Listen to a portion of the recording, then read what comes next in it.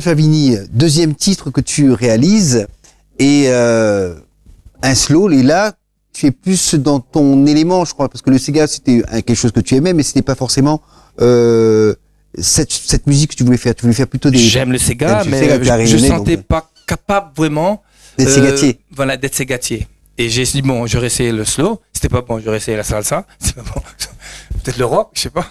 Mais le slow, c'était bon. Alors voilà, j'ai réussi. Voilà. Alors, est-ce que tu es d'une nature romantique et plutôt tendre et presque fleur bleue? On est très romantique, non? Je crois que c'est en nous, ça. Ouais. On fait comment on dit, le coq, mais à l'intérieur, tu vois, le lion, à l'intérieur, il y a l'agneau. D'accord. On a fait comme ça, quoi, et voilà, ouais. Un petit cœur tendre dans un bloc de fer. Voilà, ouais. Il y a beaucoup qui sont comme ça. Beaucoup.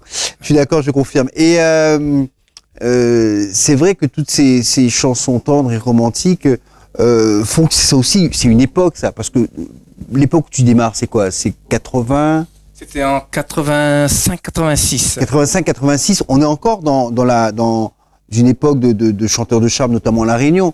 On n'a pas totalement oublié Mike Brandt, qui est parti il y a quelques temps plus tôt. Les Claude François. À La Réunion, il y a d'autres artistes qui sont installés dans ce segment-là, comme Harry Payette, par exemple, pour ne citer que lui, plus plein d'autres.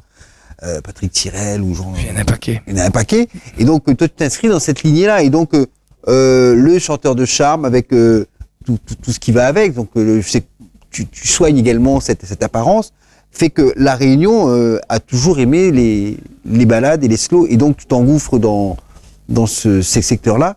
Et ça fait... ça plaît. Voilà, ça plaît. Et après, je dis, bon, il faudra continuer dans ce... Il faut trouver une chanson mieux. À chaque pas fois. Mieux ou équivalent Ouais. à Tu n'as pas de pitié. Et là, j'ai fait un album qui n'a pas vraiment accroché. Et là, après, j'ai fait J'irai, la chanson qui est sur La compilation. le best-of qui est produit par Dominique Maillot et qui fait mouche aussi. Et c'est super, quoi. Alors, cet album avec J'irai, c'est déjà parce que tu as connu plusieurs producteurs également après. En fin de compte, j'ai connu un producteur. Je produisais moi-même mes albums et je faisais distribuer par d'autres distributeurs. Voilà, ouais. Et c'est, en fin de compte, J'irai, c'est moi qui l'avais produit et c'est Pyros qui avait distribué. D'accord. Et après, il m'a produit un album, mais ça n'a pas... C'était pourquoi nous, ça n'a pas accroché. Et là, justement, on a remis pas mal de slow sur le best-of. Et là, on a pris une des chansons, là, on a refait notre clip qui doit sortir bientôt, avec le langage des signes pour les sourds et muets. Ouais. Comme ça n'a pas été fait vraiment, parce qu'on ne pense pas à ces personnes-là. Ouais. Et ils sont aussi attentifs, peut-être, plus qu'on en croit. Je suis d'accord avec toi. Voilà. Et là, on a fait un titre concernant les enfants. Papa pense à toi, et là c'est avec le langage des signes, et on verra bien ce que ça donne. En tout cas, il y a une période où tu as un peu arrêté la musique, tu as fait autre chose, tu t'es consacré à ta vie professionnelle, tu as fait autre chose, et le fait que tu reviennes à la musique, ça s'est un peu par hasard, mais aussi par des rencontres. C'est comme vélo, c'est encore la montée là. Arrête, on remonte, on regarde toujours remonter ici. Et pareil, il fait que les gens me disent, hey, tu chantes plus. C'est pas l'envie qui me manquait, mais il faut y trouver vraiment le moment, parce qu'on me dit le travail, il faut assurer son avenir aussi. La musique, c'était La Réunion, on peut pas vraiment vivre de la musique. C'est difficile. C'est très très difficile. Alors je dis bon, je vais faire l'inverse. Je vais travailler et je vais mettre la musique après. Si j'arrive à m'en sortir dans mon travail et je reviendrai avec la musique, c'est vraiment le plaisir du plaisir quoi, de chanter vraiment. D'abord le plaisir et puis après on verra le reste. Si vraiment ça plaît vraiment. Je chanterai quand même si ça plaît pas. Moi, je chanterai pour 4 personnes, pour 2 ou pour 3 personnes, s'il y a un concert.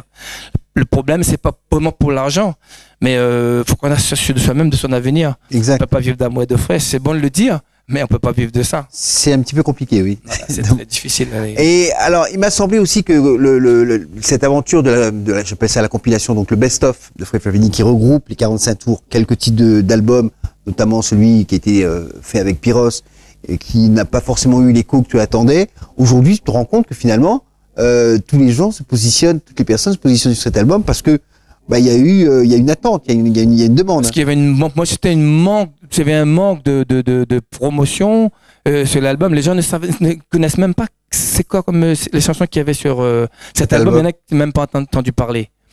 Alors, il y a un problème. Il y a un problème. Ouais.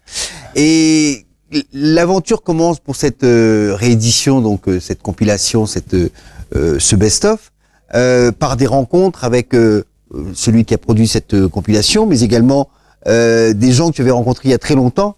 Voilà, quand j'ai préparé l'album avec la chanson J'irai, je connaissais le batteur du groupe Cabo Vecchio.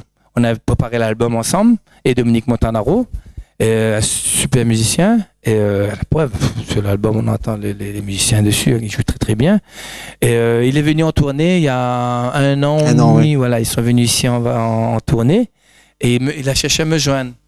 Et là, on a recréé les liens. Et j'étais en studio justement en train de préparer un album. Je préparais pour moi, pensant le sortir, mais peut-être dans un an, dans 2, dans 3, je ne sais pas. Je préparais un album. Et là, je me suis sympathisé avec le chanteur du Cabo Verde, Roger, là, qui chante la chanson Oh, mi amor, qui était traditionnel capverdien, voilà. Que Bernard Lavilliers a repris. Voilà. Et là, on a refait 2 titres dessus. Comme ils habitaient chez moi, alors on a créé un lien quand même.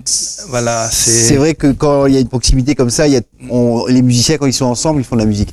Voilà. On a fait une chanson sur la musique du monde, oui. En parlant de la naissance de l'île.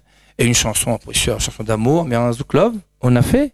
Et là, c'est Dominique Maillot qui est venu au studio me voir là, en train de préparer avec Patrick Donat l'album Studio Makatia. Il m'a dit, si tu veux, je te produis ton best-of. Comme ça. J'ai dit, ouais. Mais si tu veux, dans 3-4 semaines, c'est sorti. Hein. J'ai dit, d'accord. Et Roger m'a dit, fais-le. Fais-le. J'ai dit, ouais. Et elle m'a dit, ben, d'accord. J'ai pris 12 titres, je lui ai donné à Dominique. 4 semaines après, il me dit, voilà, ton best-of, il est prêt. Hein. Et c'est sorti. Et c'est sorti. Et ça a connu parce que c'est sorti, ça remonte quoi, à 1 an environ, même pas non, 6-7 mois. 6-7 mois, oui, c'est ça, il y a moins d'un an.